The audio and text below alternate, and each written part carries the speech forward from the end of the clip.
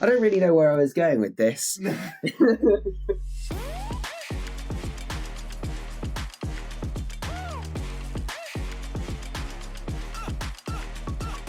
Well, hello. Hello.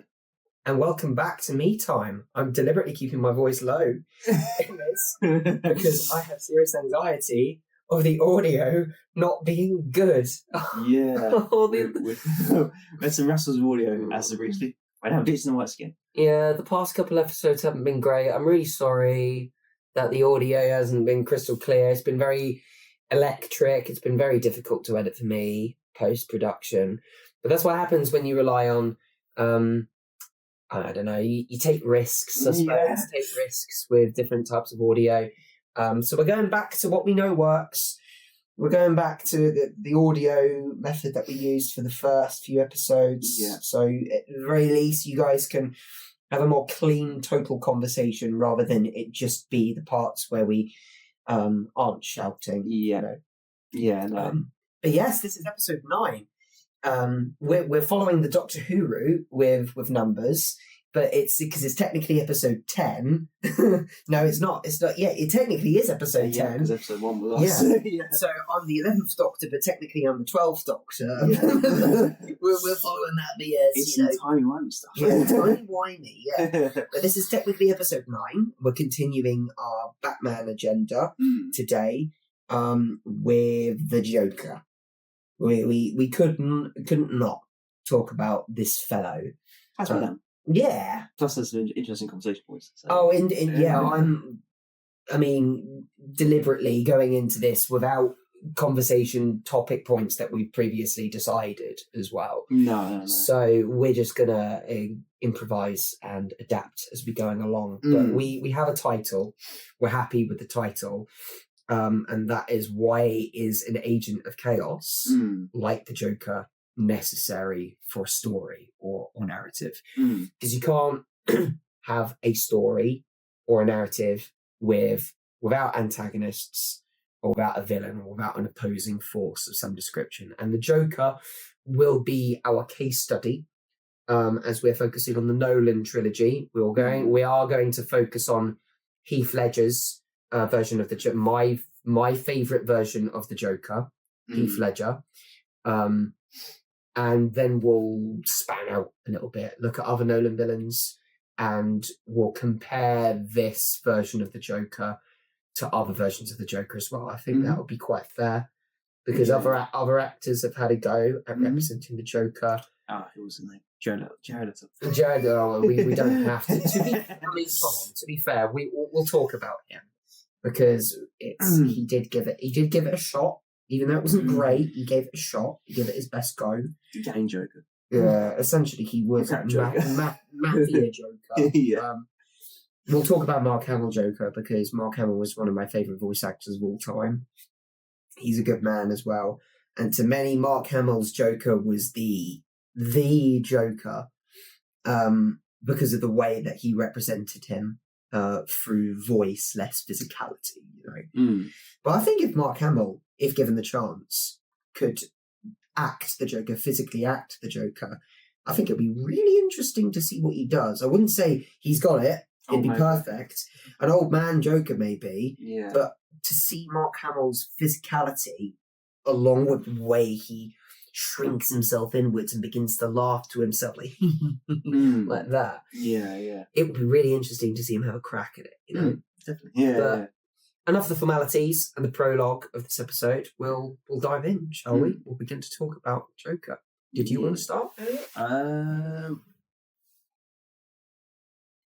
Maybe. I mean, I think Joker in the Nolan trilogy is Batman's complete opposite. Yeah. Anti-Batman, if anything, like that. One cannot exist without the other.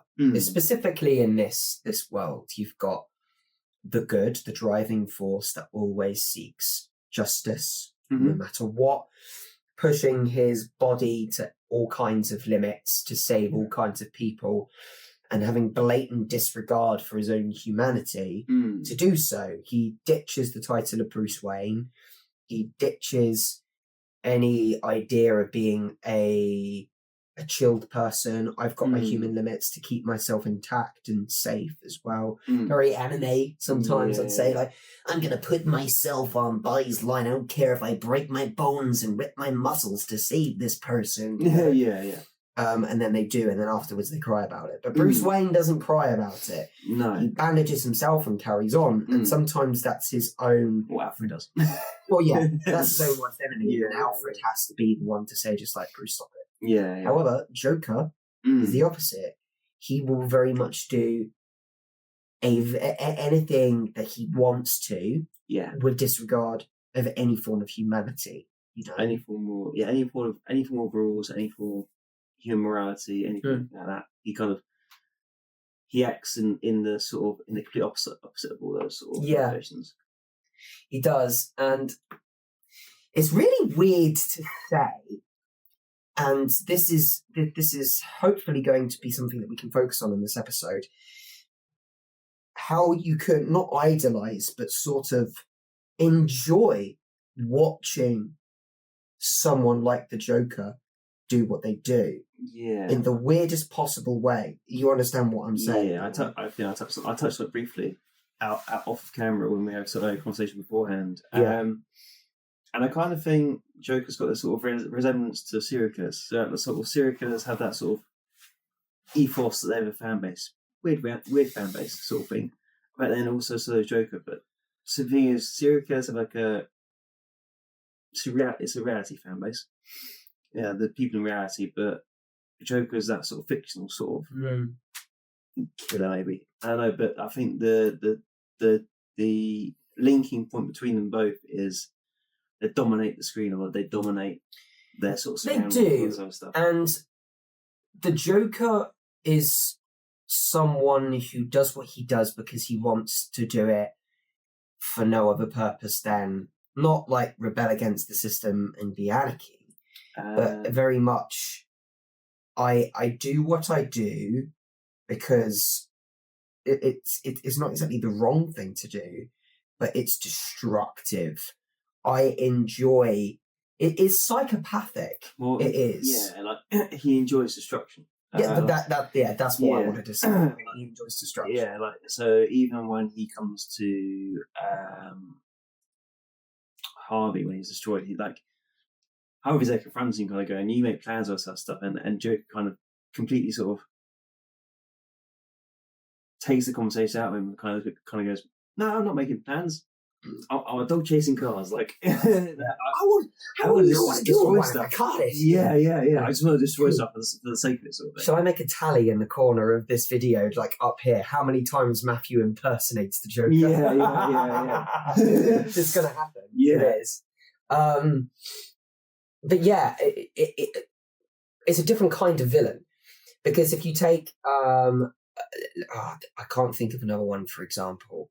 Let's just go with like a stereotypical melodramatic villain. Let's go for melodrama.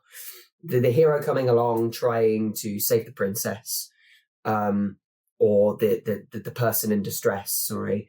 And then the villain is just very twee, just like, I'm going to get in your way because I'm evil, you know. Yeah. I've stolen this person kidnapped this person in distress for a reason. Like I want money. I want to take over the world. Blah, blah, blah. And then they fight it out, and then obviously the villain loses. You know. Yeah. That's a melodramatic villain, because I couldn't think of like a movie example. But the Joker's not. No. The Joker's not that. Sort of like most villains are kind of like they're after power for themselves.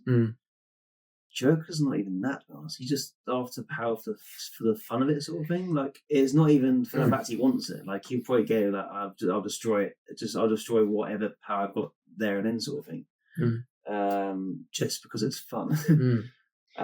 He is an agent of chaos. Yeah, very much what we wanted to dive deep. That's why we decided on that title. Yeah. Joker views himself as an agent of chaos. Basically, I do whatever chaos dictates me to do. Yeah.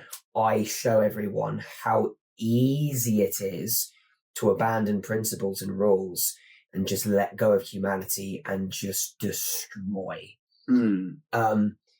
Heath Ledger, his Joker, wanted to prove to everyone that you can ditch the system, and deep down, you're as evil as I am. He wanted everyone to see, like, it's so easy to flip that switch and turn into someone that you are not, essentially. Which is what he did with the whole finale to the third act as well. He tried to turn two boats against one another without even doing that. The philosophy of that was mad.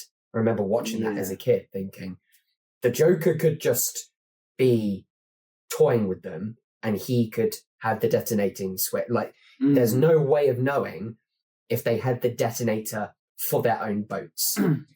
There's no way of knowing if they were fakes, and the Joker was always going to destroy them himself. But the Joker was testing them. I think because he wanted to. Well, even the people he chooses on those boats, or I say chooses, like he manages to get together on the boat, sort of thing. Like he chooses criminals and he chooses innocents, and you kind of think his thought process is maybe, the criminals are going to take out the innocents first. That's the easy thing to do, and then the criminals on the other side of the boat, they go, they're innocent, sort of thing. Like we're repenting for our sins, sort of thing. And it's interesting. So, but there's also innocence in the criminals' boat, kind of, that we don't think about, where the police officers on the boat are on the criminals. So even if the innocent guys on the other side of the boat were to follow through and blow those guys up, you're also taking out police officers as well. So you're not really, one way or another, you're still dirty. It's just, it's for me, the essence of chaos is weirdly simple, but yet quite complex. Because we as the audience, we crave answers. We crave exposition. We need to know why characters are doing something.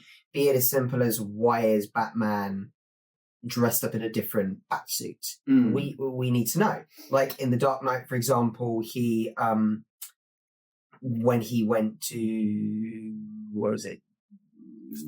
China. That's it. China. When he wore a wingsuit, he wore like a different jumpsuit. Like, why is he wearing that? Because he's up higher and he's in a different climate. He needs to adapt to it. That was a very simple answer. We, the audience, crave knowing, but with the Joker, we never know.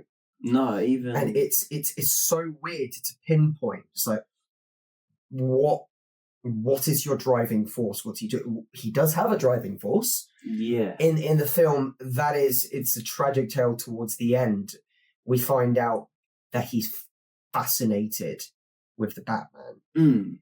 But until that moment, the audience watching the Joker for the first time, they only view him as just like, he's doing all of these things, but to what end?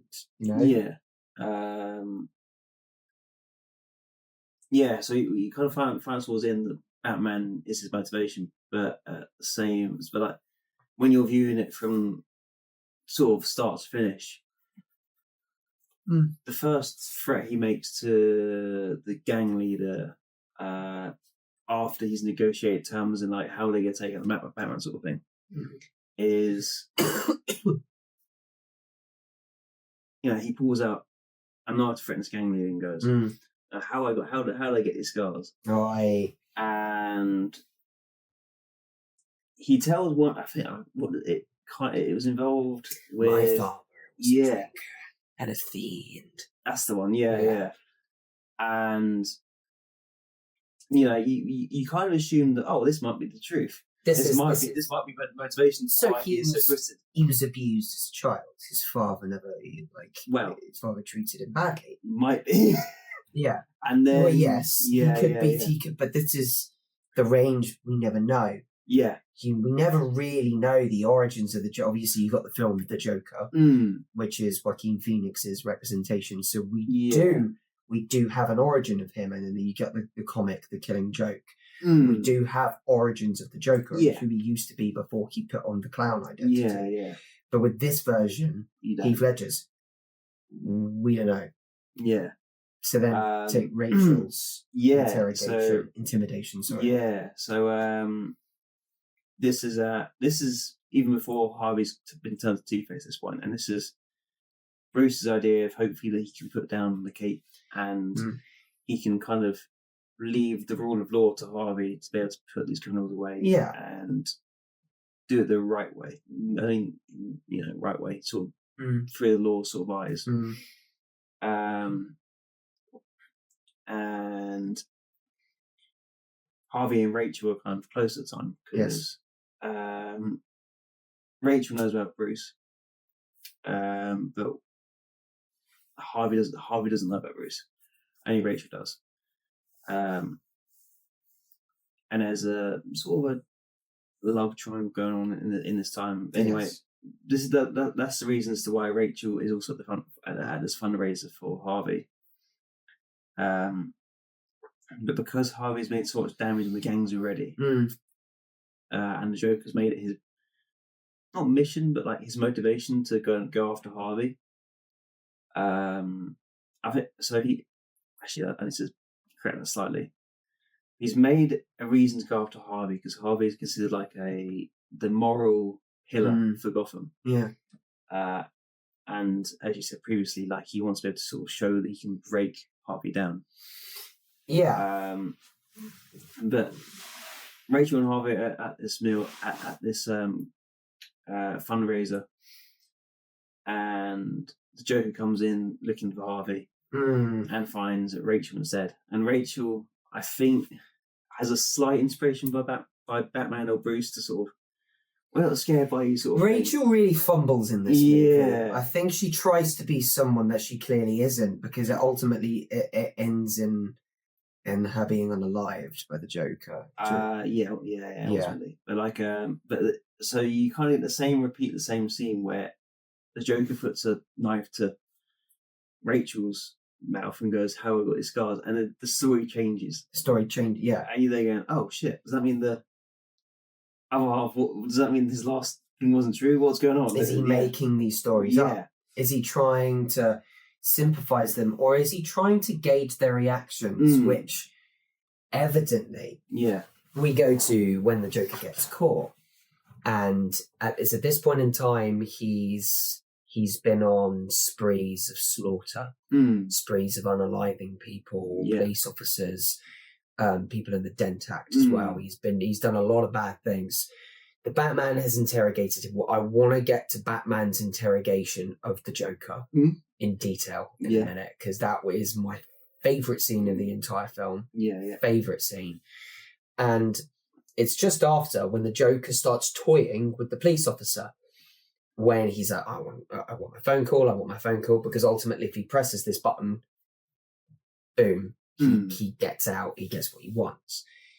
But to get what he wants, he breaks his mind down. And he does that with everyone he interacts with the film. The reason why he's fascinated with the Batman is because he can't break him. He can't get behind the mask. He can't get into his mind. He doesn't understand the Batman. But he does understand the police officer. He goes, "Oh yeah." People in their last moments, they show you who they really are. So really, I knew your friends better than you did. Would you like to know which one of them were cowards? Yeah. At that moment, I'm thinking, that is cold. Essentially, you've said, I ended up taking your friends' lives, but in doing so, I understood them better than you did. Yeah. Which one of them were cowards in their last moments? Essentially, he makes them lose control and he takes advantage of that. He's broken this person down. It's not a fascination with the human mind. It's more like I know I can do this and it's so easy. I can get what I want in different ways. It's like I let the wind blow me in each direction. If I want to burn this building down, sure. If I'm going to break this man's life apart, sure. He's very much like a dog chasing cars. I wouldn't know what to do with one if I caught it, you know? But then you get to Batman and he does all of this stuff with Batman, and Batman is just like, and he is just like not fazed by the Joker. And he goes, huh? For the first time, he takes a step back and he just goes, you're different. You're not like the others. Yeah. I mean, he's definitely stronger in the interrogation to a degree. And this is where Rachel kind of gets involved again. Whereas as soon as he finds out Rachel missed it, to us, Batman doesn't care about Harvey in the grand scheme of things. He's more concerned about Rachel. So because he sends the officers after Harvey. Yeah. And he goes after Rachel. Yes, of course. And that's where he loses the interrogation slightly, where the Joker's there calling out, going, "Good, good men to have too many rules now. I want to make you break your most important rule tonight, which is, you're going to unalive somebody." The Batman doesn't do it, but he is close. Like he is further rage at Joker, and like he was just being. I think he literally like being to the point the Joker's like going, I can't take this anymore. Here are locations. But the thing is, throughout the interrogation, is you don't see the Joker ultimately trying to test the Batman. You see him trying to figure the Batman out. Yeah. Which is what I love so much about that. He talks to him like he's a friend. When he smashes his head into him, he just looks up and goes, "Don't do that." Yeah. He's like, and then to start with, someone smashes his hand in, and he goes, "Oh, okay, that's better. That's better." Yeah. He's like, "That's better." He goes, "So you want to unalive me?" And the Joker goes, "I don't want to do that. Yeah. You're too much fun. I'm figuring you out. Yeah. No. You're keeping me going. Like, I'm really trying to decipher you here." He goes, "Level with me. These people that you think are your friends, are they really your friends?" "Yeah, they're my friends." "Are they though?" "Come on, okay, let's have some downtime and talk, It's just like, I'm not really a bad person. I'm just ahead of the curve, Yeah. Batman loses it, and then the Joker begins to smile again. When the Joker really tries to break the Batman down and figure him out, it's not like he wants the Batman to be his friend on a deeper level on so many stories. He almost does. He almost does want the Batman to be his eternal, weird, to many, a very weird, almost romantic thing. Yeah. I wouldn't say the Joker loves the Batman, but it's a fixation. If you think about it, psychoromantic. It essentially is a twisted love story between two people. I wouldn't say it's not the atypical "I love you, you love me." Yeah. It is like they're fixated on one another, because the Batman in many other stories is like, "Where's the Joker?" Like, the Joker's not right here, right now. Batman is like, "It's probably the Joker doing something." But in this one, the Joker is fixated on what's going on in your head. I want to know. And I want to break you down. I want to see who you are, understand who you are. It's not the identity of the Batman the Joker wants to know. Finding out if he's Bruce Wayne doesn't matter to the Joker. He's more focused on the head, the identity, the motivations. I cannot figure you out. You just keep coming. I throw everything I got at you, and you keep coming. So when Batman loses it, the Joker begins to smile again and goes, "Okay, so now you're losing it, and you've regressed back to this violent state. Yeah. You're going to play my game. here's but one game that I want to throw you into to test your humanity, and I want to see if you come back from this. Yeah. So when Batman starts beating him up, and he reveals that you've got to choose who lives here. You've got to choose if Harvey lives or if Rachel lives. And then when he keeps on beating him and beating him and beating him, how does the Joker react? Instead of, no more, please. No. He laughs. Yeah. Because he knows that I could be winning here. Yeah. I could be breaking him. And goes, don't worry, I'm going to tell you where they are. Yeah. And you have to decide. Batman comes back from this. Obviously, we lose the life of Rachel. Bruce Wayne is absolutely devastated. But he knows that he's got to stop the Joker. Yeah. And then he comes back and the Joker is annoyed. He goes, why are you back? Yeah. He doesn't say those words like, you're still here. You're still here. You're still fighting. It's pointless. I can't figure you out. Feel free to jump in. I feel like I've talked for a lot. No. I mean, so once Rachel was kind of killed off, unalived. Yeah. I think we're probably okay saying that. It's just like the senses are. Yeah, it's a bit weird. Anyways,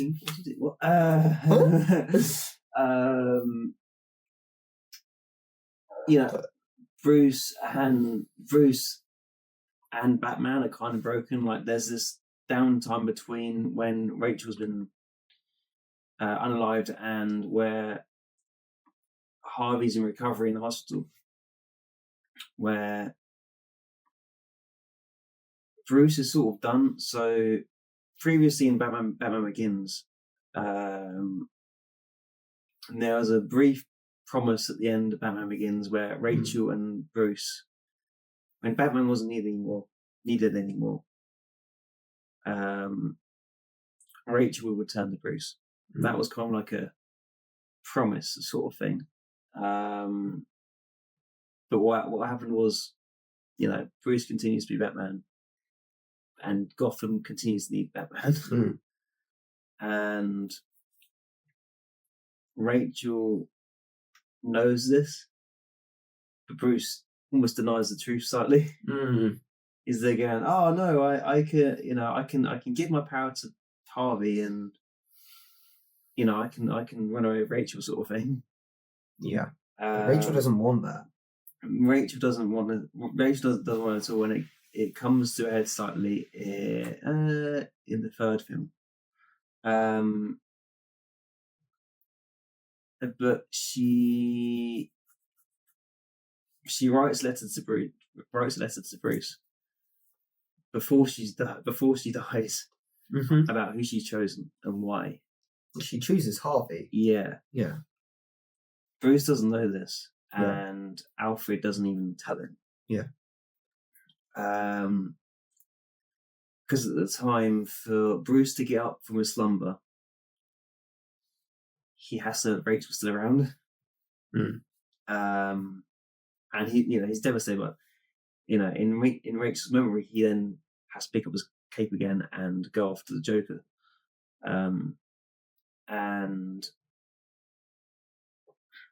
But in doing so, in that time of process, the Joker gets hold of Harvey, and that's when it goes pear-shaped. Oh, it does. Again, Joker takes advantage. If there's a situation that presents itself, it's not the villain jumping in going, I have to do this if I'm going to lose. The Joker jumps in and just goes, why not? I'll give it a shot. Let's see what happens. Because in that situation, it's not like he's trying to win. He's trying to break Harvey down and figure him out. Because the thing I love about that scene in particular is when he goes, introduce anarchy and all of your rules and everything that you think is right and wrong, Harvey, becomes chaos. You've got to take advantage of that chaos somehow, leave things to chance, because that's the thing that you want to do. So then he gives him the coin. Yeah. And it's charred on one side. He gives him the gun. Yeah. And he puts the gun against his own temple. Essentially saying, like, if you want to do it, Harvey, you want to be the one to unalive me right here, right now, do it. But don't just do it because you want to. Do it because you need to. So he flips the coin, and then the thing is, if the coin flipped the other way, the Joker would have, that's it, the Joker would have unalived. The Joker was just so, it wasn't like he was confident, I'm gonna live either way. Like, in that moment, he was just trying to just bring out the worst in Harvey. Yeah. Because he wanted to. I mean, he doesn't even, Harvey doesn't flip the coin once, he flips it twice. And the Joker still gets away with it. We don't know if he flips it a third time. No, he flips it once. He flips it once with the Joker. He goes, you live, you die. Yeah. He does flip it once, and then it's it. He flips it 3 times with himself, Batman, and Gordon. Yeah. Oh, yeah. Ignore me. Yeah. But sort of in that idea to take out a Joker, and he couldn't, he kind of embeds this sort of new chaotic kind of character to Harvey that we didn't know Harvey had. Yeah. I mean, we were kind of given hints of it with the nickname that was going around the Harvey Two-Face. Yeah. The police department, and it's only given reverence when Gordon goes to check on Harvey. What was it that you guys used to call me? Yeah. Back in the police department. What was it? I don't think that's appropriate right now, Harvey. Say it. I'm not gonna say it. Yeah. It's interesting though, because Gordon's conversation is pretty much, we went for both of you, and that's true. That's not wrong. They did. But Harvey at the time was just kind of full of he's angry. He's angry. He's lost the one that he loves. Yeah. Sadness and rage that he, at this point, he's boiled into this new sort of boiled into this new sort of character at this point. And his sort of rage and anger take over, and that's when Two-Face kind of comes about. The real Two-Face comes in. And his decisions aren't made on gut. The decisions are made on anger and the coin.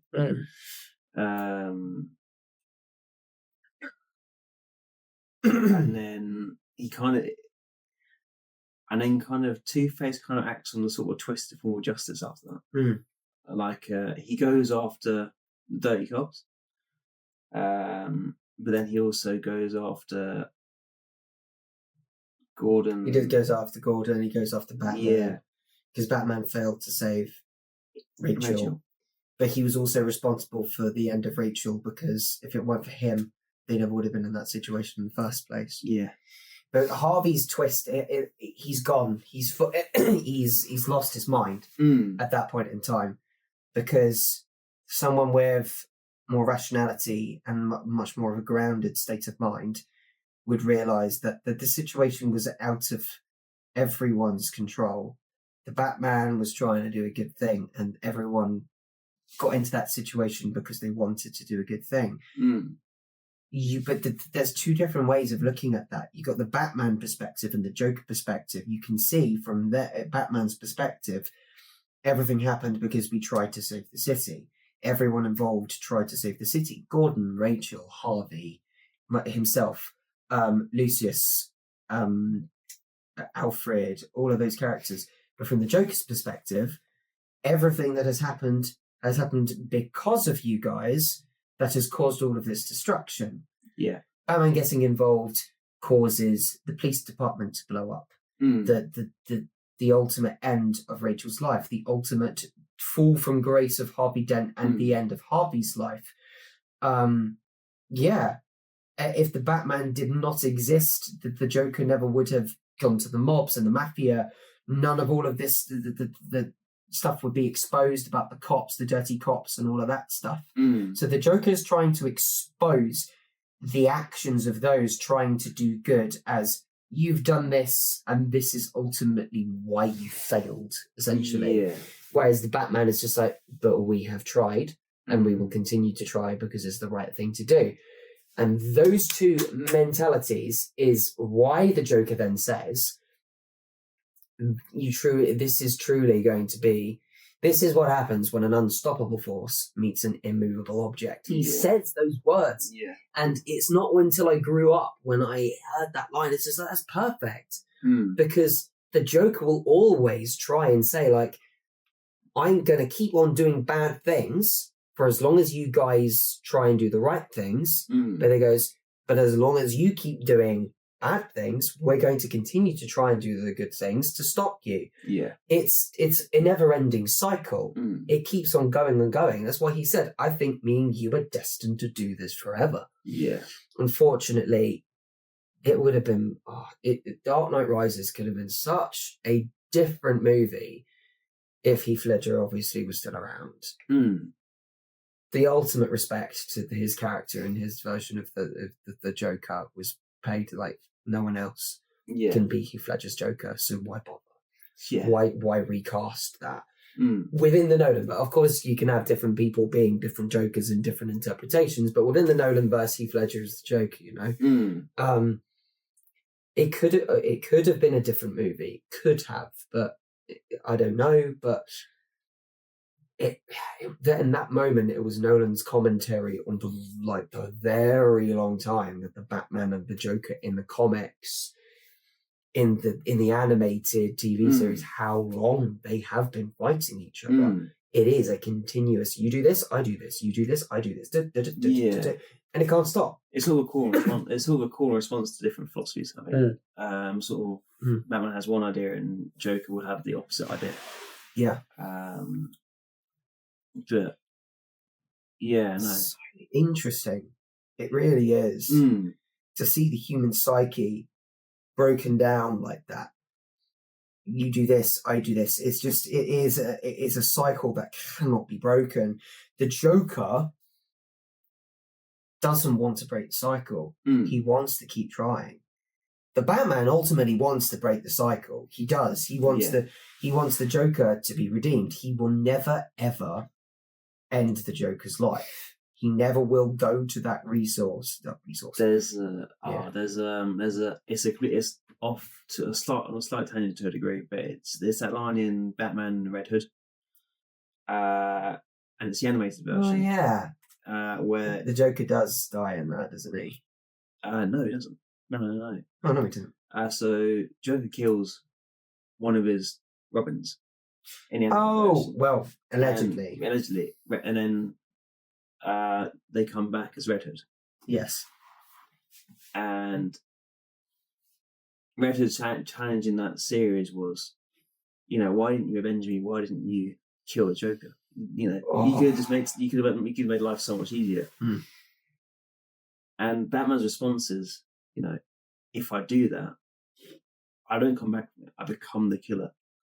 That everyone, that everyone thinks I am. Yeah, everyone thinks I am, sort of thing. I become the monster who I'm trying to defeat, sort of thing. Yeah. And that's why he can't cross that line. He's a representation of his own fear. Yeah. He embraces his own fear as his identity. So if he falls to his own fear, becomes the Batman that takes lives, then he loses. Batman who lost. That's terrifying. Yeah. But I also wanted to speak briefly on Joker's sort of real world implications in regards to real criminal sort of stuff. More from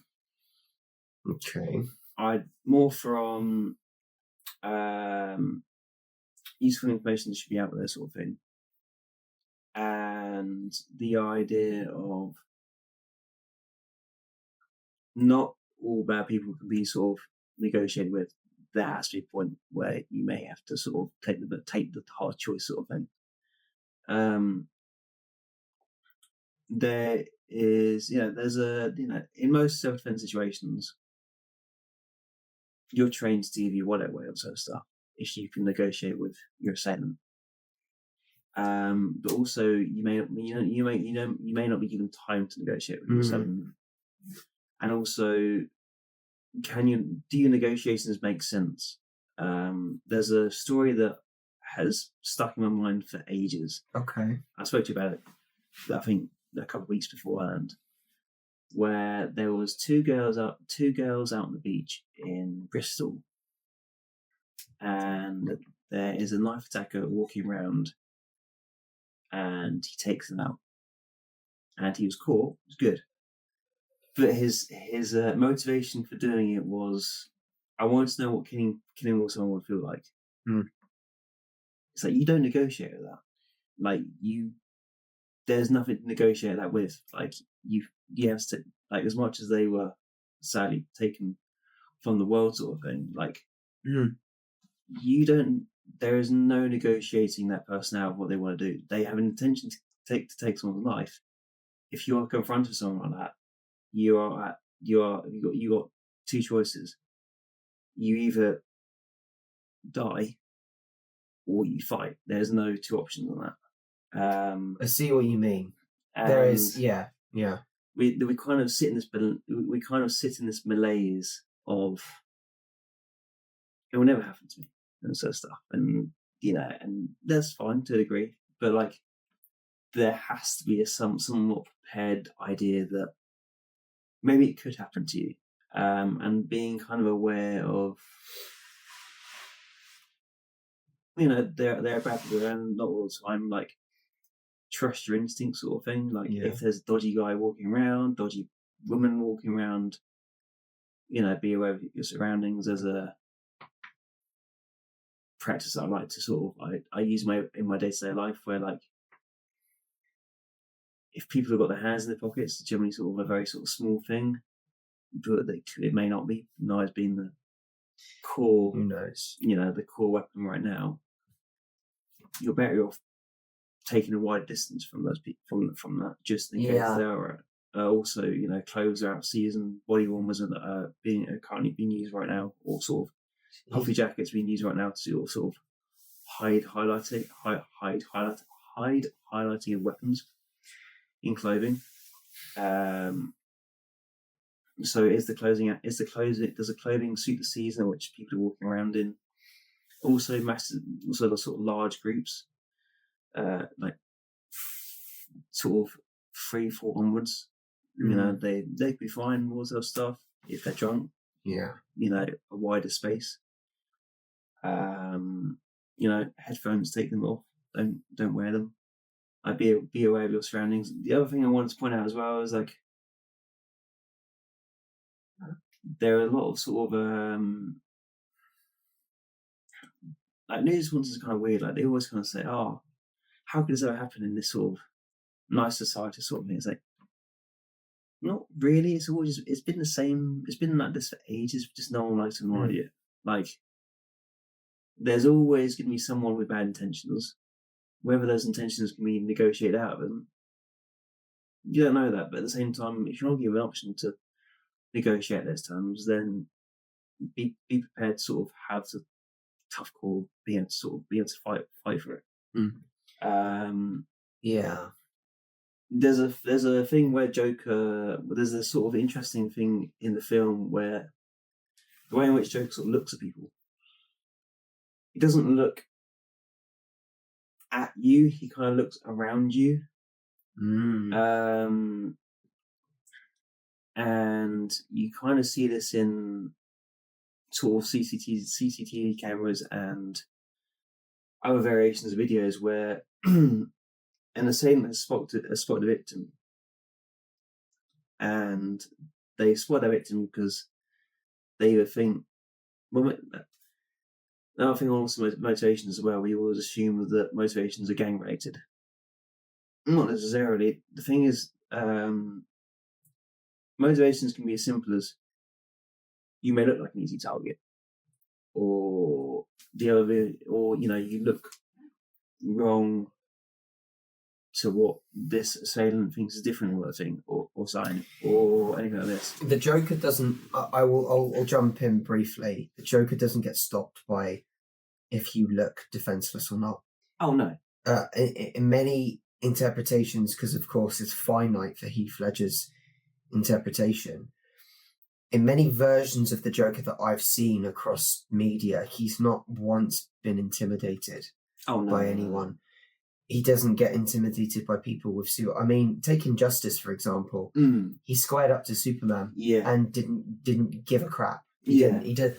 Essentially, the most powerful being in this universe. Let's face it, Superman is very overpowered.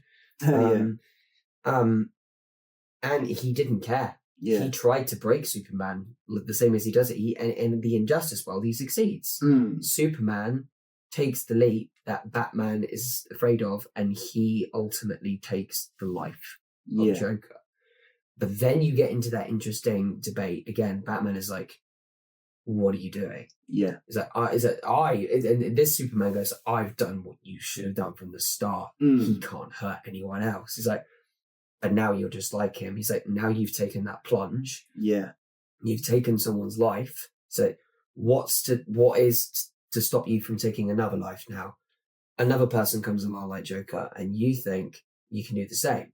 Oh, is it? Oh, it's no. I know the reference, but I can't remember what it was. Oh, I don't know what you're trying to get at there. I can't remember the reference where you're referencing from. Well, I'm talking about the Injustice. That's it. I played the games, but there's an Injustice movie as well, of course. Yeah. But in the end, Superman does continue to take lives. Yeah. He comes up with the regime. I think it's the regime. I can't remember. Sorry for any Injustice fans. It's been a while since I've read the story and played the story. Essentially, he inspires a load of heroes to do the same thing. Wonder Woman and Green Lantern follow suit and go, we're going to take the lives of people that are going to do bad. But then the power gets to their head and they try to take over the world to make sure that stuff doesn't happen again. And Batman's like, don't you see what you've become? Yeah. Because you've now let the Joker win, basically. The Joker has proven his point. You've fallen from grace. Yeah. And unfortunately, the Injustice Superman continues to make bad decisions. Yeah. And just keeps on going down this route of a hero turned villain. Which is very interesting. I loved the way that they did Superman in that one. And that's saying something because I don't like Superman. I don't. I think he's a very boring character. Yeah. But it's throwing against, here we go, that's the point of the title, throwing against someone like the Joker, and he became interesting. Yeah. Because the Joker tried to break him down as a character. I'm purely viewing this analogy here from a story writer's perspective now. I'm not trying to say that evil is necessary. In reality, we could do without a lot of evil in the world right now, Yeah. It is needless. But from a story writer's perspective, there must be milestones that there must be real struggle and psyche that a character needs to achieve and get through. And the audience needs to root for them to get past this. But the Joker being this almost unintentional web of just complexities with just this simple concept of I do what I want and destroy what I want, basically, just tests all of these characters in a way very much tailored to them. And the Joker enjoys it. Yeah. And it's so interesting to see a villain like that rather than an evil version of you and I'm going to do the opposite of you. Marvel. Yeah. Well, it's even interesting if you put Superman and Harvey Dent together again. Superman is the epitome of sort of being good sort of thing. He's sort of like that sort of cartoon character sort of burst of heroism sort of thing. Yeah. Batman's a sort of real world example of heroism where like he's got his own flaws himself but is trying to do good. But because Superman and Harvey Dent at the time sort of, I don't know, sort of moral frames are so high, they're a lot easier to break. like because they're almost too fragile in the ground when the real world sort of hits them. Yeah. Like the sort of benefit of Batman is that he can deal with sort of moral questions because he knows the difficulties in sort of real life sort of thing. Like he can sort of maneuver and adjust as he needs to. The thing with Superman and Harvey Dent is that their morals are sort of so rigid that they're almost like glass. Like you put pressure on them, they break, so they kind of break. Oh yeah. And then once they break, they go down the path like really quickly. There's sort of no sort of redemption after that. Sort of like, you know, a glass bowl. The Joker's like a marble or something, and like break through the glass bowl, and then water just comes out. It's a good analogy. I like that. Whereas the Batman is more pliable and less rigid and flexible. Yeah. Because he's learned, because of Ra's, he's learned to adapt and to get back up from all of these things that a normal day-to-day human would be defeated by. Ra's taught him just like, good, I hit you down. Yeah. Get back up. Yeah. You've fallen again. Get back up. Why do we fall? To get back up. Yeah. Batman is the representation of like, no matter what you throw at me, Joker, I will keep coming back. And the Joker's just like, no matter how many times you get back up, I will keep trying to knock you down, you know? And it's rare to have a dynamic like that in narrative nowadays without it being compared to that sort of thing. I wouldn't say Batman and the Joker are the perfect, borderline perfect hero versus villain. Let's face it. There are many other different heroes versus villains that work quite well, you know? Take Thanos versus the Avengers, for example. That was borderline perfect too. I thought that was a brilliant way to bring the Avengers conflict to an end against someone with almost like the Avengers, the same goal as the Avengers, but into a much more extreme and different way. The Avengers are like, we're going to defend humanity. And then Thanos comes in and goes, this is a realistic solution to defend the universe. A few people will die, but it's sure. And then the Avengers go, wait, what do you mean a few people will unalive? You're going to unalive trillions of people. He goes, yeah. Yeah.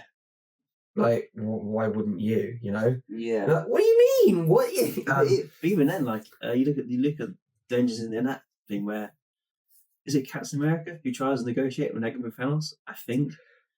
And Thanos is there going, nah, I made my decision. And it's kind of like, okay. No, it's Doctor Strange, isn't it? Yeah, Doctor Strange basically asks him, because they're on Titan together, and then Thanos goes, this planet used to be fantastic, then the population exploded. I then went up to the council, or people in the world, and essentially said, like, if we halve this population, then the resources won't dwindle and the environment will maintain. Everyone called me a madman, the mad Titan. Yeah. They laughed at me. I didn't get my way. But then what I predicted came to pass. Yeah. Resources completely depleted and all of the Titans died out. He goes, I proved my point. He goes, I was the only one willing to act and wipe out all of these civilizations to save my people. Now I'm going to do the same for the universe. Yeah. Well, what does he call himself? Was it like, Doctor Strange goes, well, congratulations, you're a prophet. And then he goes, I'm a survivor. Yeah. I'm not a prophet, I'm a survivor. That's the way that Thanos looks at it. He's so just like, you cannot change my mind. Yeah. My philosophy is sound and I have the evidence. Doctor Strange goes, doesn't matter the amount of evidence that you've got, it's still not right. Yeah. And then Doctor Strange goes, well, it was worth a try. He goes to fire and then Thanos, I'll wind back the clock here, use the time stone, and just go, the hardest decisions require the strongest wills. Yeah. You know? Thanos was a different kind of evil, whereas the Joker is just like, the hardest decisions require someone to just cover their eyes and go A, B, C, D, E, F, G. Oh, cool, I'll do that, you know? Yeah. But that is why the villain works there, you know. It's just wild evil, chaotic evil. If the Joker was a D&D character, he'd be chaotic evil. Yeah. Yeah. Don't get any ideas.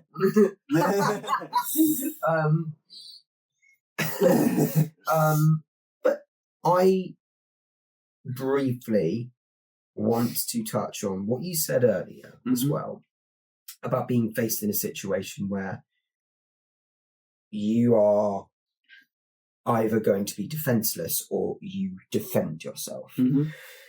There is a version of Batman and the Joker that I ended up enjoying far more than I thought I would, and I think it's not.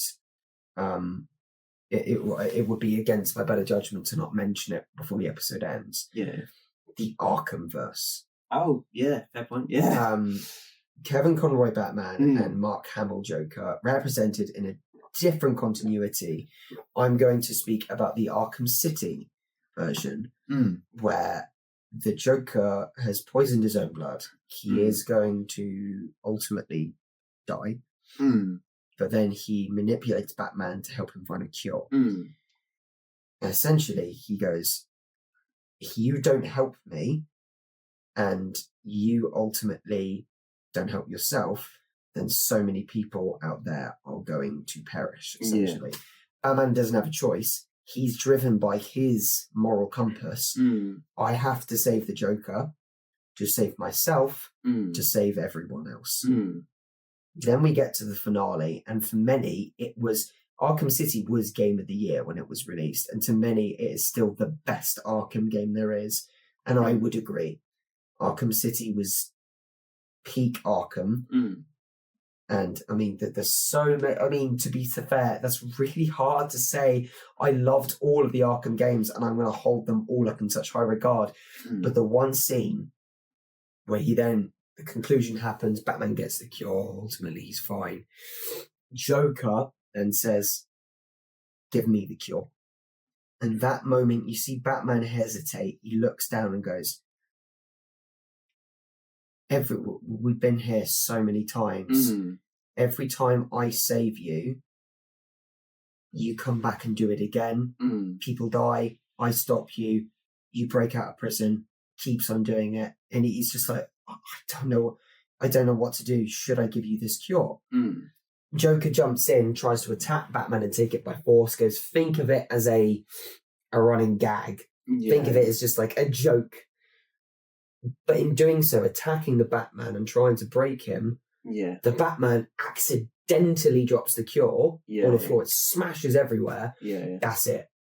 The Joker in that moment has doomed himself. And goes, oh no, are you happy? The Batman then says to him, do you want to know something funny? Even after all you've done, I still would have saved you. And how does the Joker respond in his final moments? He laughs. He genuinely finds that hilarious. He goes, after everything I've done, you're still getting back up. This is the worst I've ever been, and you're still saved me. And Joker essentially unalives, laughing, goes, that actually is pretty funny. I just thought that was a brilliant way to bring bring the cycle finally to a close. The Joker is the one that dooms himself, but Batman in the last moment goes, I still would have saved you, mate. You know, I still would have. And Joker goes, even in my last moments of breath, the amount of breath leaving my body, you're still not buckling, are you? You're still defending yourself against me. But from the perspective of the Batman here, he is faced with someone who'd attacked him. And in that moment, he thinks, do I ultimately take someone's life? Or do I spare him? He still chose to spare. He was in that moment where, like you said, the evil coming at you that you cannot stop forced Batman to make a decision. But in that way, Batman did not make the decision was out of his power there. He dropped the cure. Yeah. But that wasn't his fault. That was the Joker's fault. Yeah. The evil part forced that decision on the Batman. Yeah, yeah. It was if the Joker lurks in the shadows a little bit longer, the Batman probably would have gone, "Here you go." Yeah. You know? Yeah. If the Joker forced that decision, forced Batman to act indirectly, his arm went spasmed and went cure dropped on the floor. Congratulations, Joker. Yeah. You've doomed yourself. Yeah, yeah. I just thought that was interesting, you know, and that relates back to what you just said there as well. Yeah. Would Heath Ledger, Batman in the Nolanverse, do something similar? Who knows? I don't know. Who knows? We never will. Is it out of the question? Definitely not. Oh, no. I definitely would say if we had like a Ledger Batman versus Bale Batman for multiple movies, even though Nolan would never do that. I think the realistic version you could look for now would be Patterson. If you were to go on that route, I think Patterson's got the right sort of frame to do so. Yeah, it'll be really interesting to see the Joker and the Batman in that, because it's very clear that they've already got a dynamic between them. Because the Joker is already behind bars. It's already established that he knows who the Batman is and the Batman knows who he is. So they've chosen a really good actor to represent him, Brendan Ko. Yeah, I think it's how I say it. Gagan, I think. Yeah, I can't remember. It's Brendan, but yeah. Because I've seen him in Saltburn. Man was insane in the movie. He's going to make a great Joker, honestly. His laugh was already spot on as well. Yeah. But it is just all a game to the Joker. It is just one big game. And if you remove something like that from a narrative, if you remove this complex evil and antagonistic force, then would the narrative be the same? Oh, no. No. Like, would Batman go up against evil Batman, for example? Just like, I am you, but evil, and I do the opposite things to you. It wouldn't be the same, would it? It would be a lot more... it'd be a lot more sterile, I think. A lot more sterile and sort of like the questions it can ask, all sort of stuff. Like very sort of ABC hero-ridden sort of stuff compared to sort of what you get between Batman and Joker, where like the moral decisions are so grey and so sort of complex. They're going, oh, how the heck do I work this out? But that you need characters like that in a story, and the Joker being an example of that, having influence on the heroes around him and the villains around him and the humans around him. It is just, you've got the good influence of Batman and the bad influence of Joker. It had so many layers to the story. And that is, as Bane said in The Dark Knight Rises, necessary evil. You know? You've got... It is a character for the sake of story, you know? Bane, I definitely want to kind of have a quick look into on the photos. I think that's it. Yeah. I mean, other than that, is there anything else that you want to talk about when it comes to the Joker?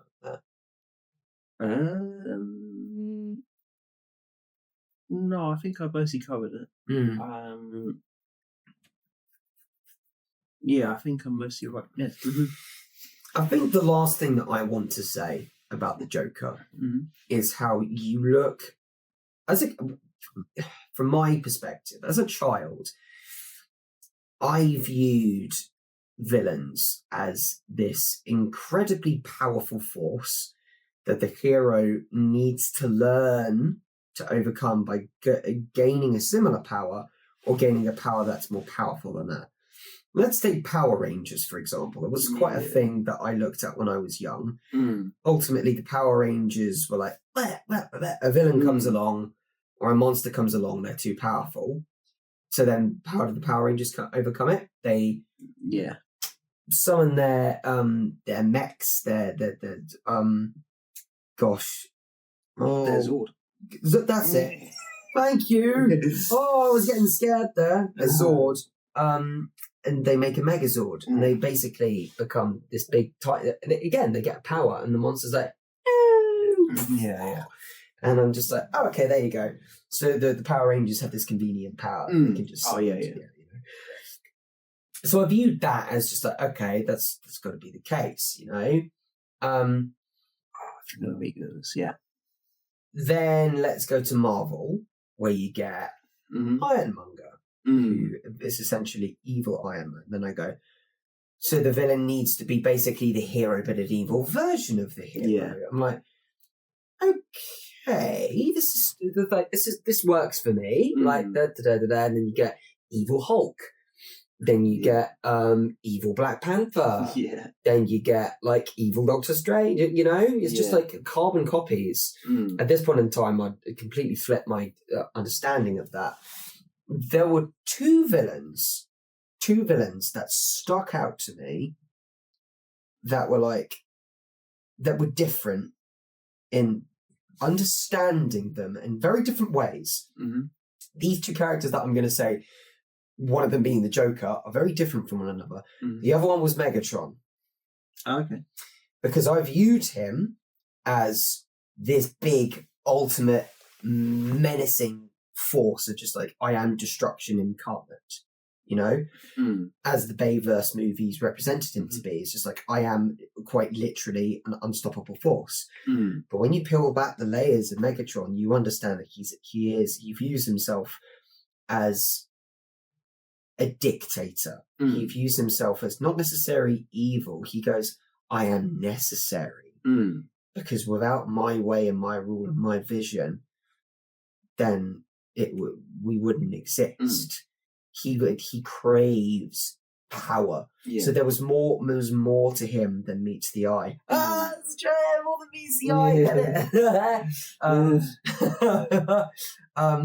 So maybe we'll talk about Transformers another day, and I will dive deep into why I think Megatron is why I think Megatron is a great villain. But then you got the Joker, and I looked at him and goes, so on the surface level as a child, I was like, so he's a clown.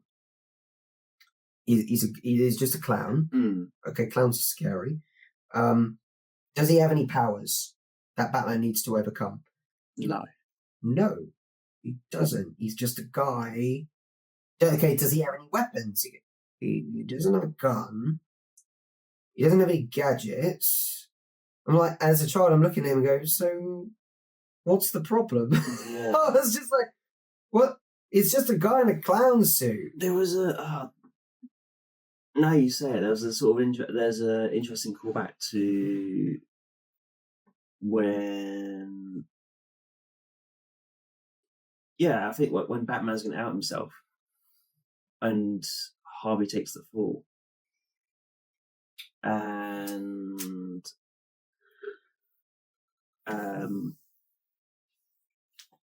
I thought his name there. Alfred goes to Bruce that you shouldn't be doing this. You shouldn't be outing yourself. You should be enduring this. Like Batman doesn't need to get stronger in that moment or powerful in that moment. He needs to have mental fortitude to get through to the Joker. Like the Joker is like he'll need to come to physical blows with the Joker at the same time, but he'll also need to have need to have the mental fortitude. To push past this sort of psychological warfare as well. That's a good way of looking at it. Yeah. And I would say after a long time of understanding that in young forms of the Batman that I first watched, I think my introduction to the world of Batman was the TV animated series and the Lego Batman games. That was my first introduction, really diving into that world. And then I watched some Adam West Batman as well. That was quite funny. I decided to do that. They were nice on Sunday one. Oh, yeah. And then eventually I got to the Dark Knight trilogy. That was really my first film version of the Batman. And I argue I did, because there was a lot of hype around it. I did watch The Dark Knight before I watched Batman Begins. I did. I really like it. And it was really interesting watching that reverse Dark Knight to Batman Begins, because the Joker, to me, obviously as a kid I was terrified about what the stuff he was doing. It was very graphic.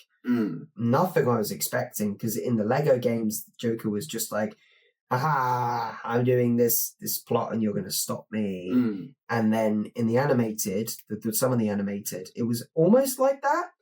But then I noticed, like you said, there was a psychological warfare going on. The Joker was testing him through words, through actions.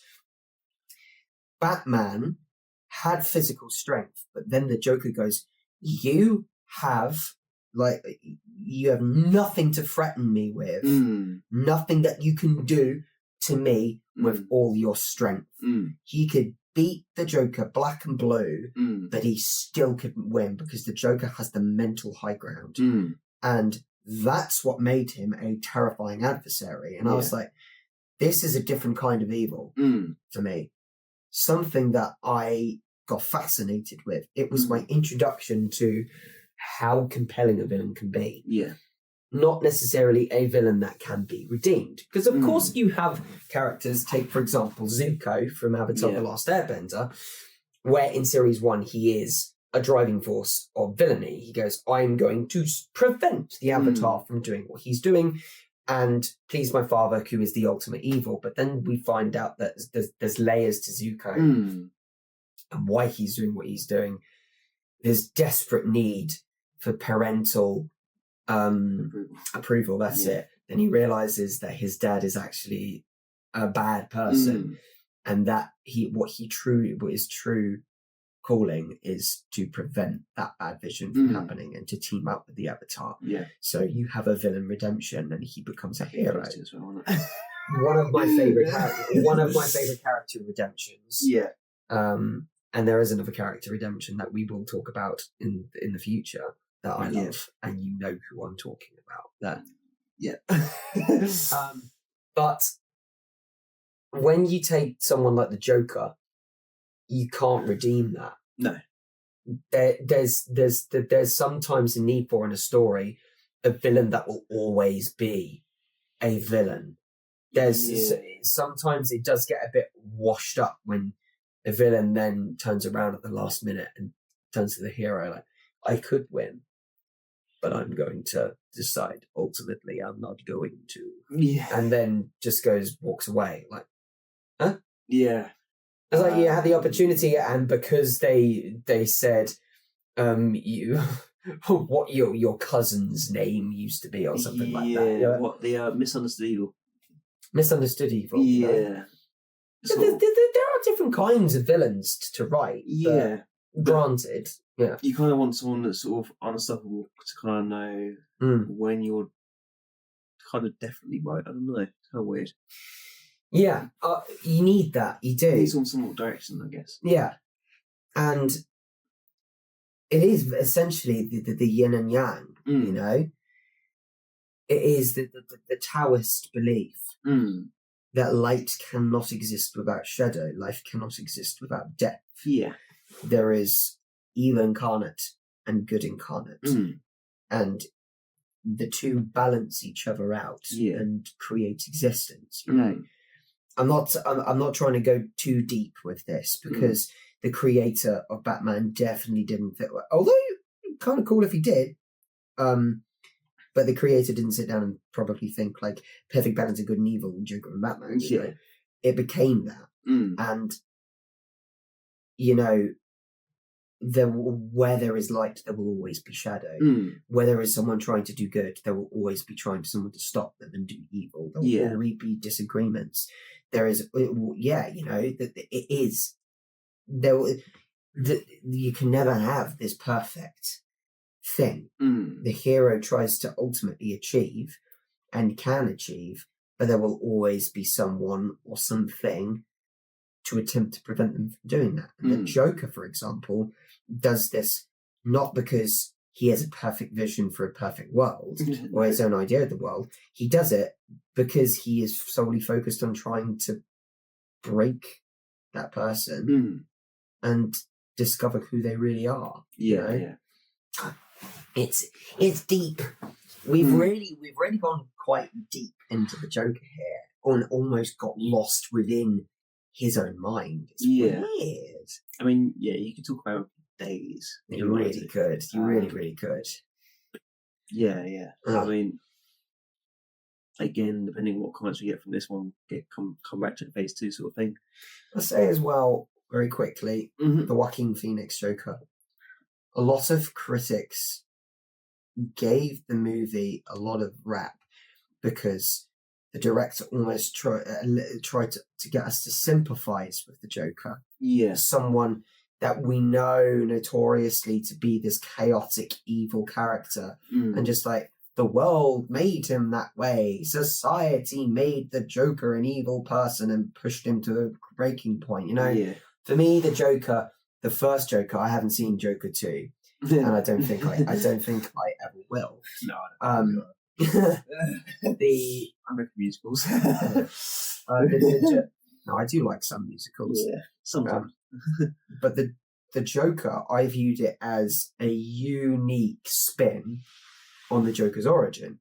I didn't view that Joker as the Joker. I viewed it as a Joker. Yeah. And it was just a version of breaking down. That Joker just so happened to be Arthur Fleck, Yeah. A version of that story. Having watched Joker, and then there's an older film, I can't remember what it's called off the top of my head.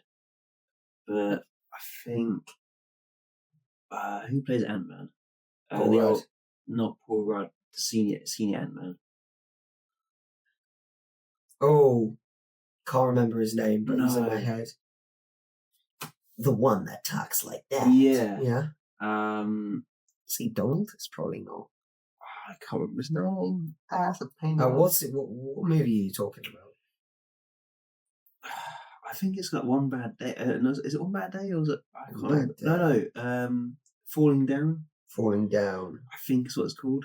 But the film actually starts in like a traffic jam, and then he loses his job and all that stuff, and then kind of goes on just sort of a rampage at that point, just sort of like creating chaos, sort of stuff.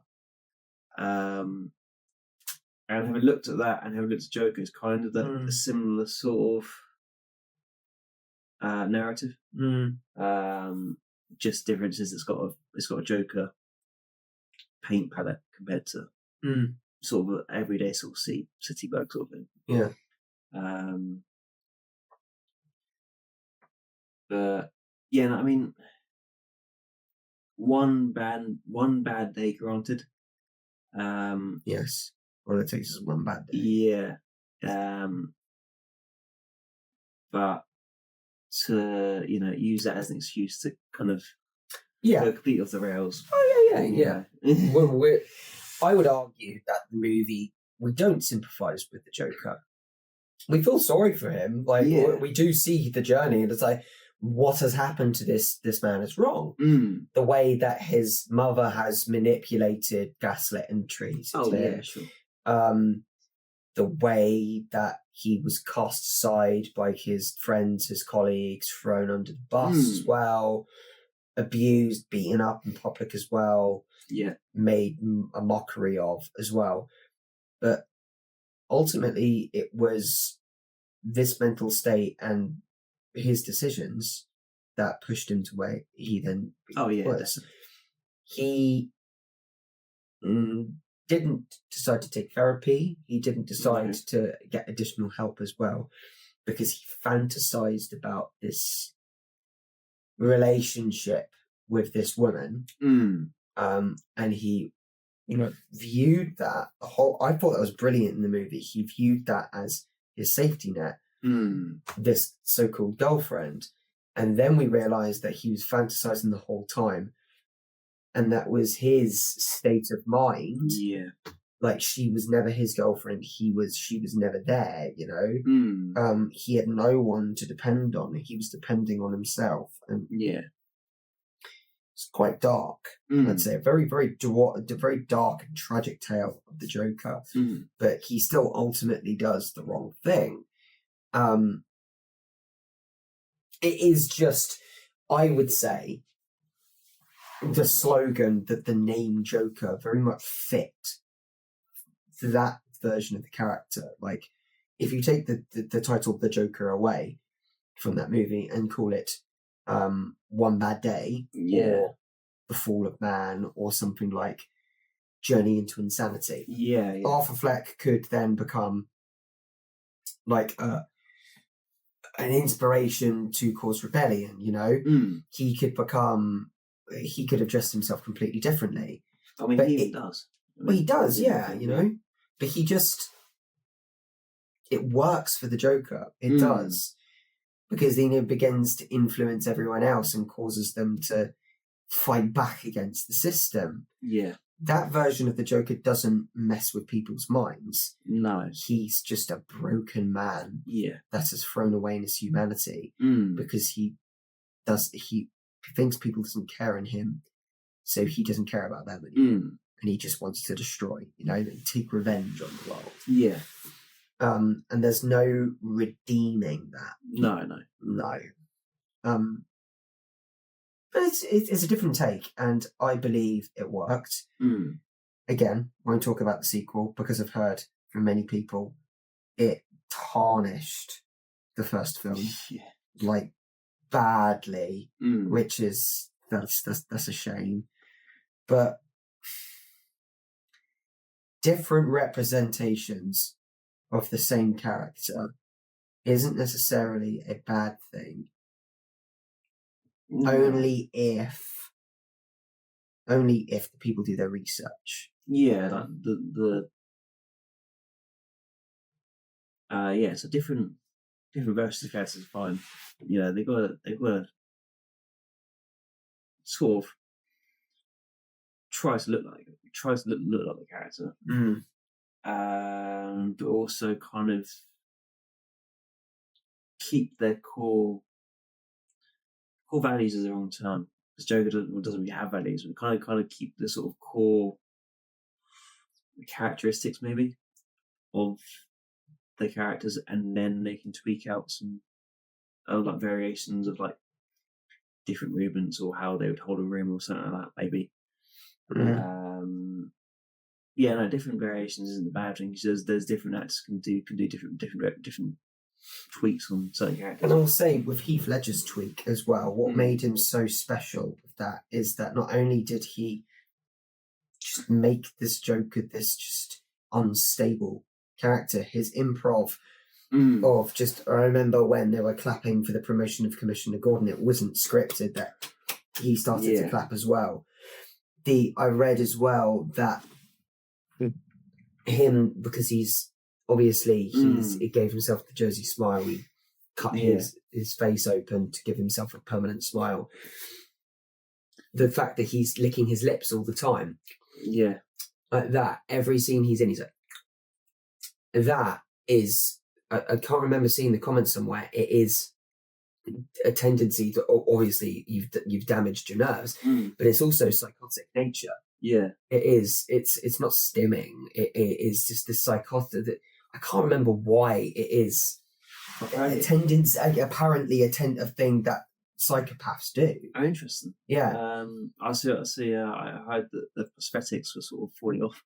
It's kind of like keep licking lips. Oh, really? But yeah. But it's probably the hospital scene where the explosions don't go off and it's improv there.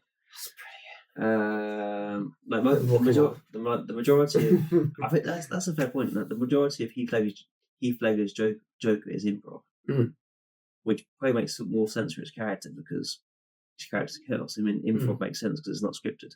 And you're thinking the pencil scene was improv. Someone actually lines on set.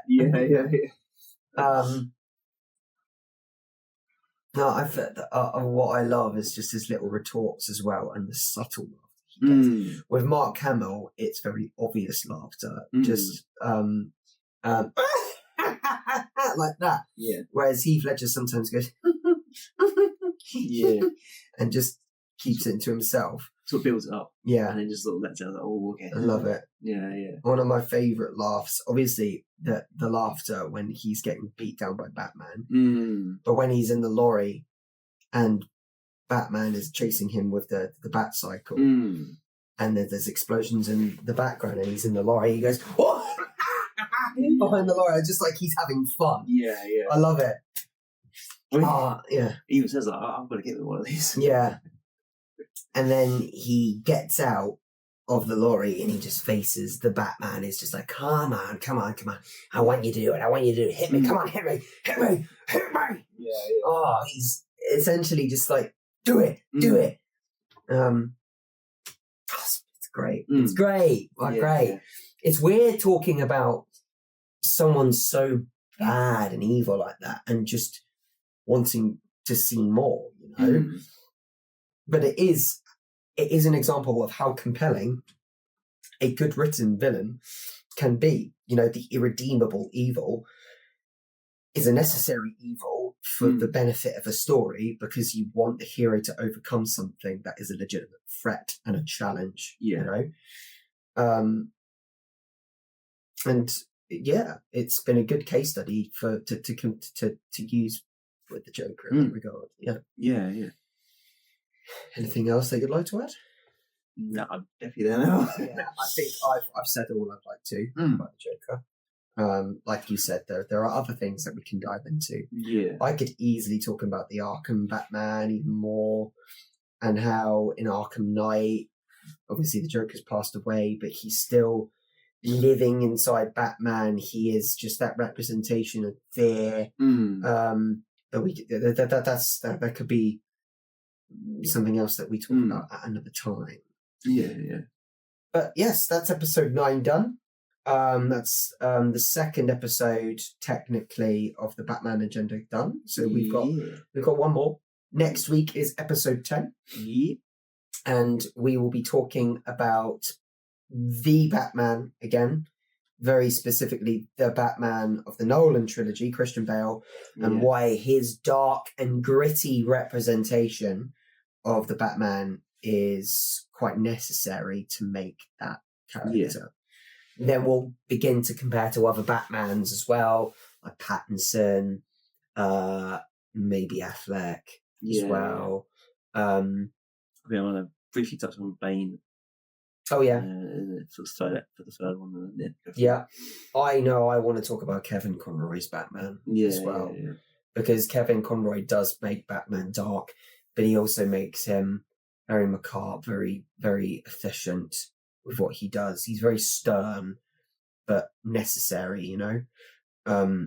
So yeah. And then after that, of course, we will announce the new agenda for episode 11 onwards. Yeah. Cheers, guys. This is a good one. And we'll see you in the next one. Yeah. See you soon. See you soon. Yeah. Bye. That was my last Joker laugh. Dark it.